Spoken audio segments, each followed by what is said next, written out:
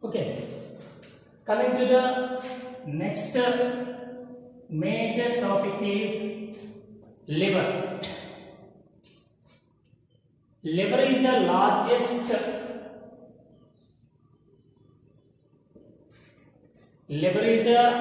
largest digestive gland.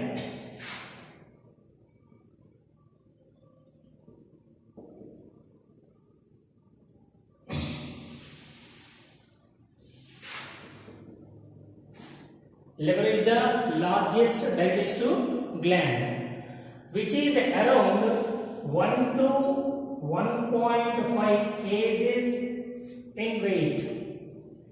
Around 1.2 to 1.5 kgs in weight in adult human beings. Location of the liver. Generally, which is located or situated in the upper right side of the abdominal cavity, upper right side of the abdominal cavity. Here it is. Right side of the abdominal cavity and just below the diaphragm.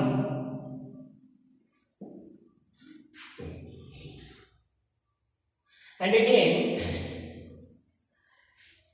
opposite side of the pancreas, means the liver and pancreas, which are located on the either side of the duodenum.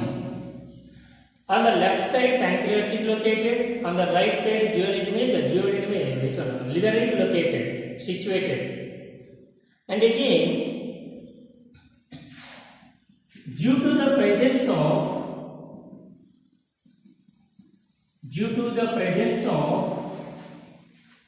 liver, the right kidney slightly lower than the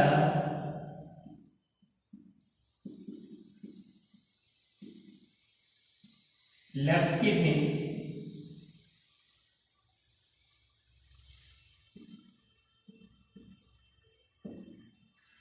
Due to the presence of liver, the right kidney slightly lower than the left kidney. Means here this type. Due to the presence of liver, right kidney is located slightly lower than the left kidney. And coming to the liver, we know about the one. This is duodenum, and opposite side is the pancreas, and this side, which is a liver. And again, which divided into two major sides, left side and right side, by a ligament that is called falciform ligament.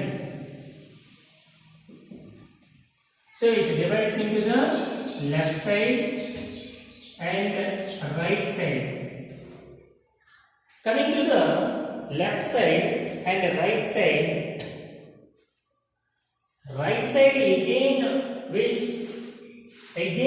made up of or composed of another three lobules or three lobes, that is right lobe proper.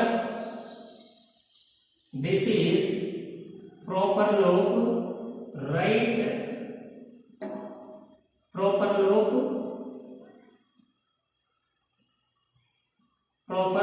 lobe, and the second one is a quadrate lobe, quadrate lobe,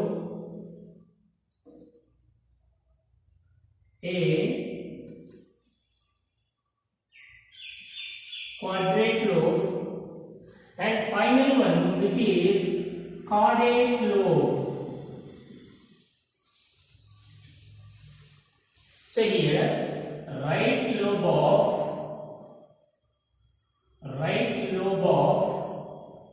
liver again consists three lobes. One, A, right lobe proper, and B, quadrate lobe, and B, quadrate lobe, and C, caudate lobe. Once again, liver which divides into major two lobes, left side lobe and the right side lobe, which divided by which is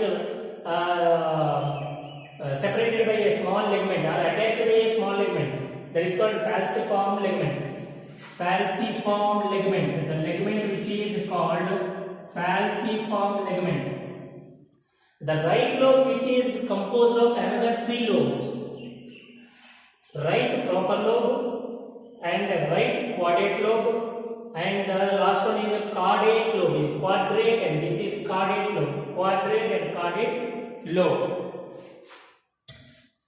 Again, each lobe of the liver consists many hexagonal hepatic lobules. Each liver consists another hexagonal lobules. Hexagonal lobules. Each lobe consists many hexagonal lobules. The lobules which are surrounded by a thin sheath, the lobules surrounded by a thin sheath, that is called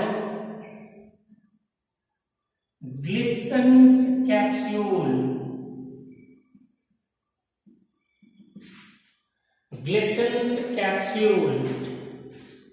Glissen's capsule. The hexagonal lobe of each lobe, once again, liver consists of two lobes. Each lobe consists many hexagonal. Hexa means how many? 6 hexagonal lobules. Each hexagonal lobule is surrounded by a thin sheath, that is called Glissen's capsules. Again, each is the hexagonal lobule which is surrounded by a sheath, that is connective tissue sheath. Connective tissue sheath.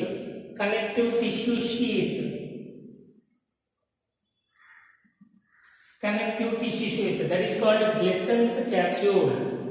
Glissen's capsules. So here, the hexagonal lobules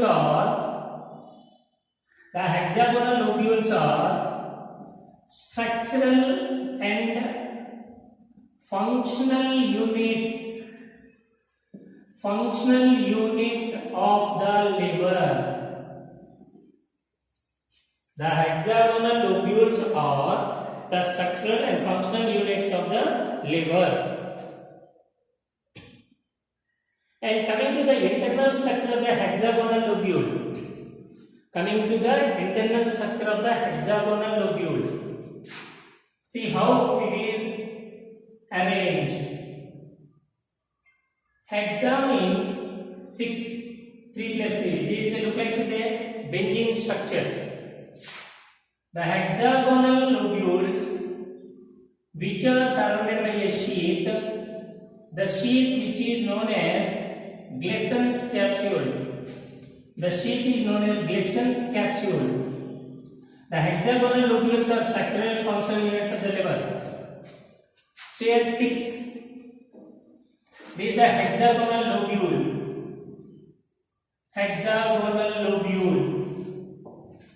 How many? 1, 2, 3, 4, 5, 6. Each hexagonal lobule consists of a central venule or central canal or a central vein.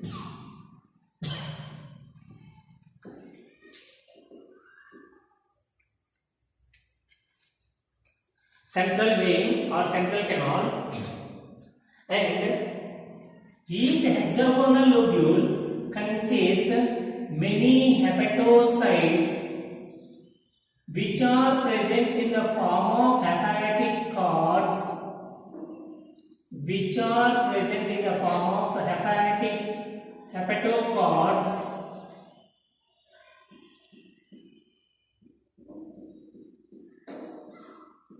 which are present in the form of hepatocords.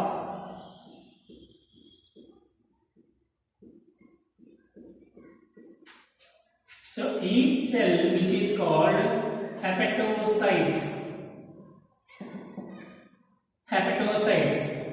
the arrangement of these cells which are called hepatic cords or hepatocords, means which are arranged in a linear manner, which are arranged one by one. Each cell is known as hepatocytes. The cells many which are arranged towards the central canal, which is forms a cord-like structure, that is called a hepatic cord. Hepatic cords.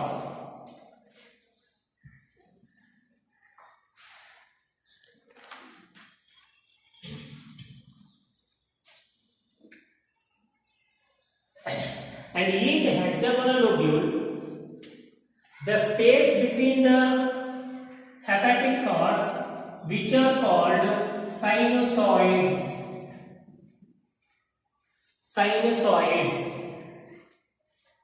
And again, which consists a specific tripods at the each region, means which consists of 3 vessels at each region, which are look like tripods. One is artery, and another one is vein, and the third one is lymphatic vessel.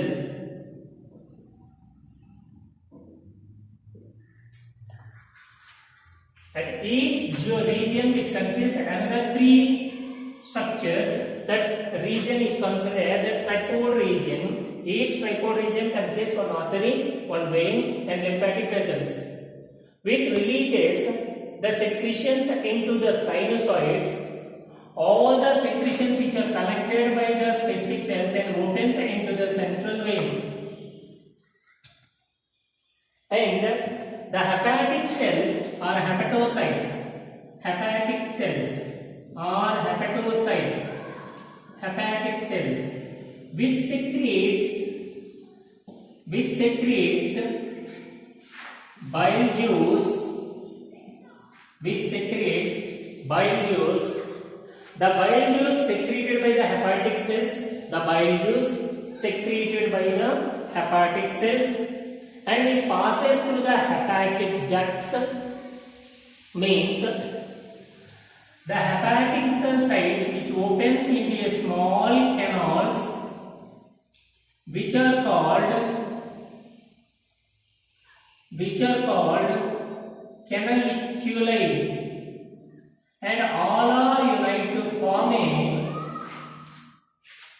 the canaliculi, which are opens into the hepatoid ducts, which forms the hepatic ducts.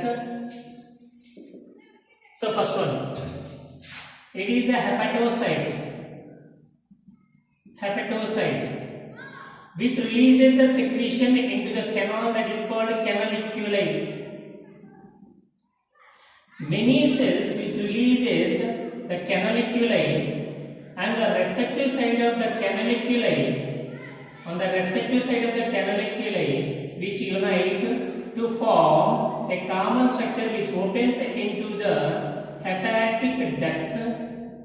Hepatic ducts means the bile releases into the canaliculi. On the respective side of canaliculi, it forms the hepatic ducts, which is stored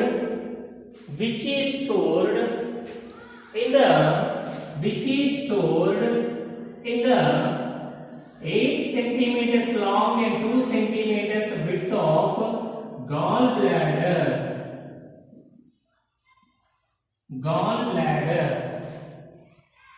So here, this is duodenum and this is a liver, and which consists a structure. This is a hepatic ducts. These hepatic ducts. These hepatic ducts which connects to the gallbladder.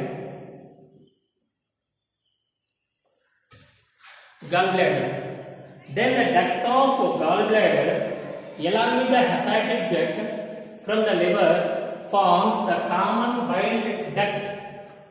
So the gallbladder duct is known as cystic duct.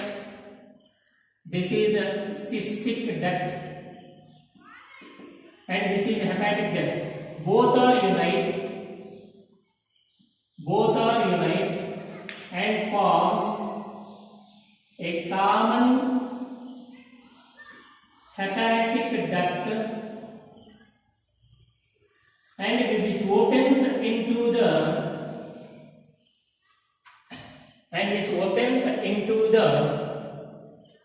duodenum via pancreatic duct.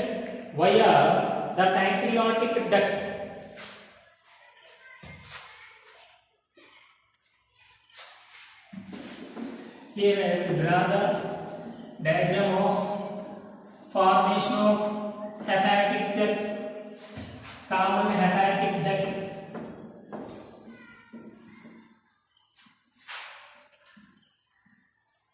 See this.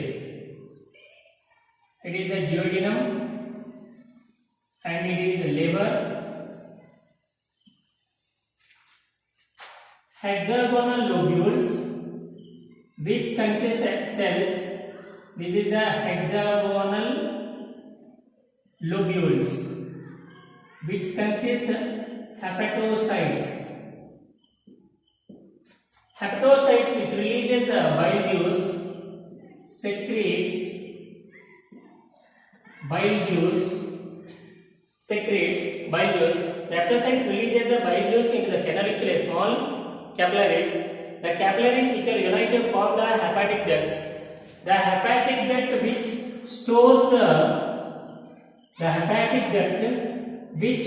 stores the secretion into the cystic duct. This is hepatic duct.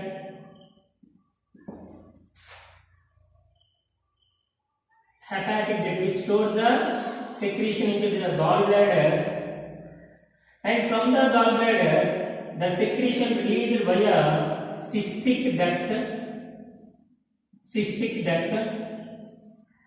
and these two structures unite to form a common hepatic duct, means union of both cystic duct and hepatic duct. Cystic duct and hepatic duct. And here another organ which is called pancreas. We will study the internal structure of the pancreas. Okay, coming to this is the common pancreatic duct.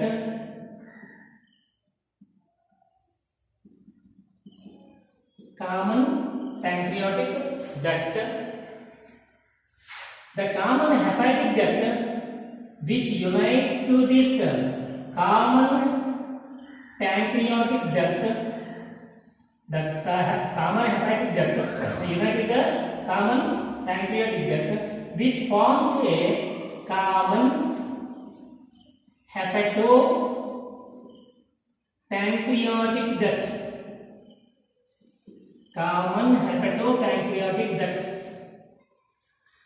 At this region which has a swelling or swollen, that is called ampulla of Vater.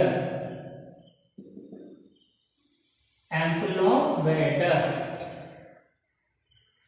Again, coming to the ampulla of Vater, ampulla of Vater, which opens into the common hepatopancreatic duct, which opens into the duodenum, which has a sphincter that is called sphincter of Oddi.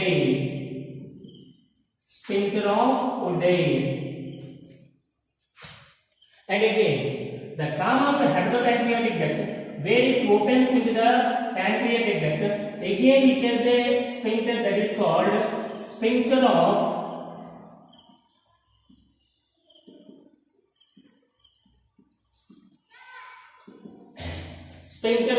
Boyden.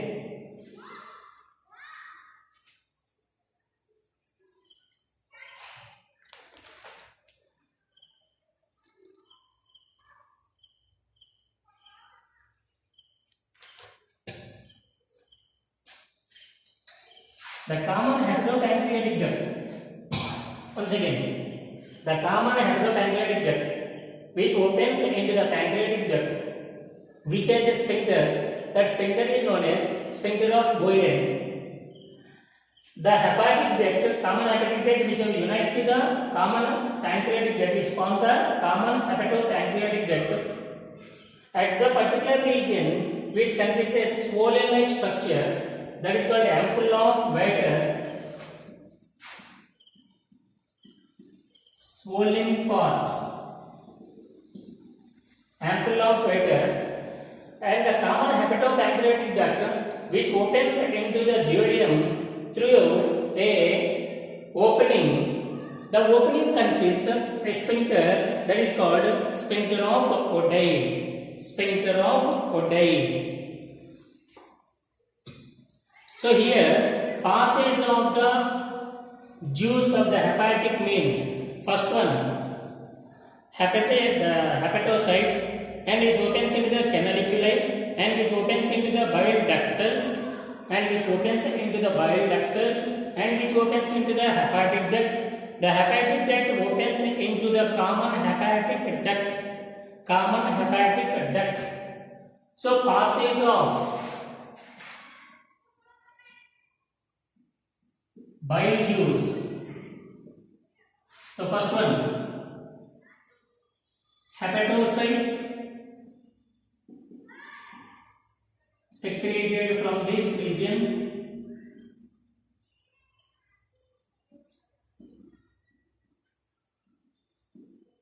bile juice. Hepatocytes which opens into the canaliculi, canaliculi which opens into the hepatic ductals. Hepatic ductals opens into the hepatic ducts. Hepatic ducts. The hepatic ducts which opens into the means here it is a left hepatic duct and second one is a right hepatic duct. Hepatic duct which connects to the cystic duct and finally forms the common hepatic duct. So passage of bile juice. Passage of bile juice. The bile secretion released from the hepatocytes which opens into the releases into the canaliculi, releases into the canaliculi. The canaliculi which opens into the hepatic ductals, hepatic ductals. The hepatic ductals which opens into the hepatic ducts. Hepatic ducts are two regions, left hepatic duct and right, because of major two lobes. Left hepatic duct and right hepatic duct. These hepatic duct leads into the cystic duct. The hepatic duct and cystic duct which forms the common hepatic duct. The common hepatic duct which opens connect to the pancreatic duct, which possess a sphincter that is called a sphincter of Boyden. Sphincter of Boyden. The common hepatic pancreatic duct consists a sphincter of Boyden, where the common hepatic duct and common pancreatic duct unite to form the common hepatopancreatic duct. The common hepatopancreatic duct which opens into the duodenum, which has a swollen-like structure. That swollen-like structure is called ampulla of Vater, and which leads into the duodenum through a opening. That opening possesses a sphincter that is called sphincter of Oddi. Sphincter of Oddi. Generally, gallbladder length is 8 cm and width is 2 cm. And coming to the bile juice, per day, liver secretes around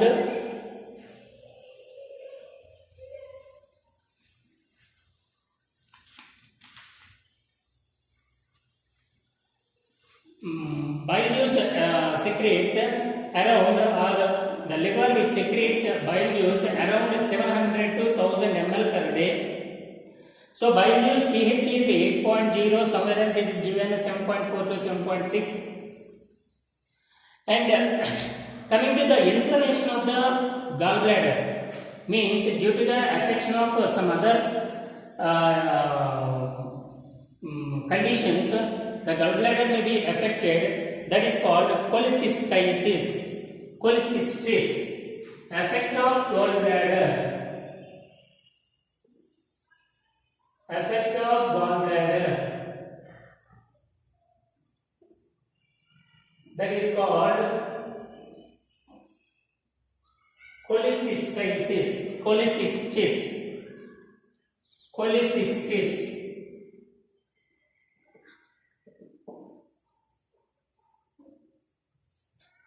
Per day, how much amount of the bile juice secreted means 700 to 1000 ml per day.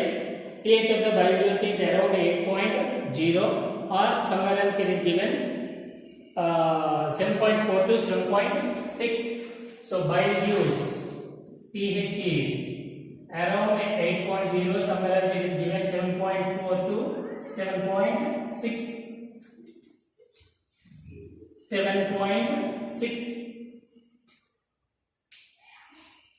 And the bile juice which helps in the urea synthesis. The bile juice which helps in the urea synthesis. Iron is stored as ferritin. Iron is stored as ferritin. Iron is stored as ferritin. And again, bile juice without or enzymes are absent in the bile juice. Enzymes are not present in the bile juice. Around 98% of the H2 is present in the bile juice. Around 98% of the H2 is present in the bile juice. So pH is 8.0.